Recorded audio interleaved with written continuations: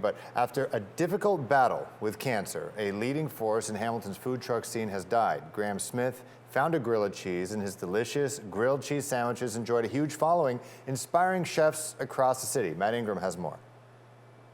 Described as a pioneer, an ideas man, a warrior, and a friend, Graeme Smith's partner Andy shared the news of his death in a loving tribute on Facebook today. Graeme loved making food, and he loved making people happy. His pride was deeply rooted in every single sandwich he made, and his joy was in your joy. His younger brother, Peter Bridges, says the 51-year-old died in hospital yesterday morning with Andy at his side. Graeme had an exceptionally hard battle with cancer that really, in the ending there, took a toll on him. Bridges says Smith was diagnosed with a tumor at the back of his tongue in 2017. But after 35 radiation treatments and 6 bouts of chemotherapy, he returned to work at Grilla Cheese in 2018 and spoke with CHCH News at the time about his recovery. I'm not at 100% yet, but I would put me at a solid 88 to 90% anyway.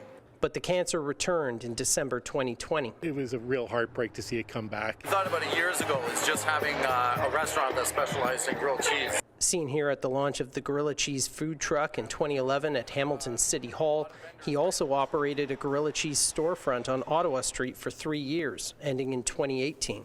The business was featured on the show Eat Street and on the show Dragon's Den. Graeme was Hamilton's food truck legend. Smith is credited by many with pioneering the food truck scene in Hamilton.